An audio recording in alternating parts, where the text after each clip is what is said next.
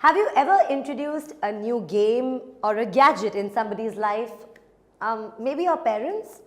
Now this happens because there is something new that is developing every day, and a product that might have been created some time back starts to seem old. But what may seem like old and traditional to us might look like something new and fascinating to someone else, like a new gadget to your parents. Now this is a very small example, but let me tell you that these things happen in different parts of the world every day. Some cultures and practices are so evolved in one part, while the other parts may not even know about them. And sometimes travelers from the developed parts of the world carry this information to other places with them. And this traveling of information would lead to the development in other parts too. These forms of cultural fusion are a part of making of the global world, where things from different places get mixed, lose their original characteristics, and become something entirely new. And this is what we will study in our chapter today, the making of a global world. So what comes to your mind when I say globalization? Well, the thought that immediately strikes us is that how have we evolved in the last 50 years or so?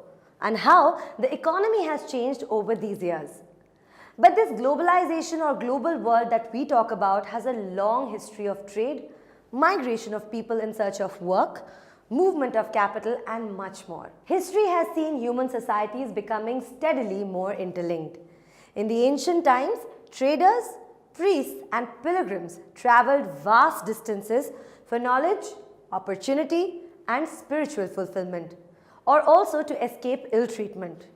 They carried with them goods, money, values, skills, ideas, inventions, and even germs and diseases to other parts. Now, as we think about the dramatic and visible signs of global interconnectedness in our lives today, we need to understand the phases through which our world has emerged. We need to go back where it all started, or somewhere close to that. And what better place to begin other than roots that linked the world? They have pretty names too, the Silk Routes. The Silk Routes are a good example of flourishing pre-modern trade and cultural links between distant regions of the world. They have known to have existed since before the Christian era and were prominent until the 15th century.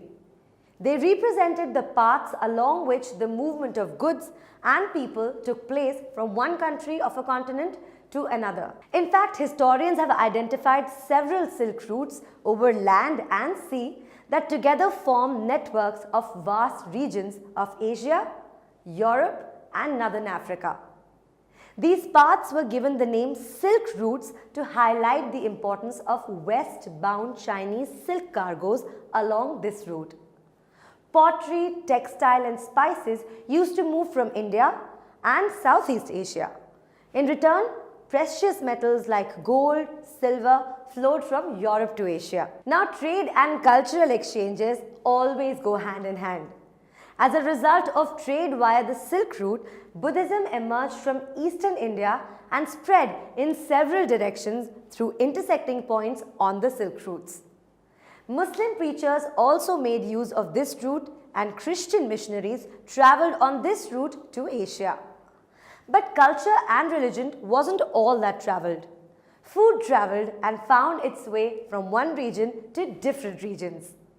So when people traveled, they carried with them their food and food habits as well. After all, there's nothing like familiar food, is there? These were transplanted in the new lands, and over time these became the established practices in these countries. Noodles traveled from China to the west, where it became spaghetti.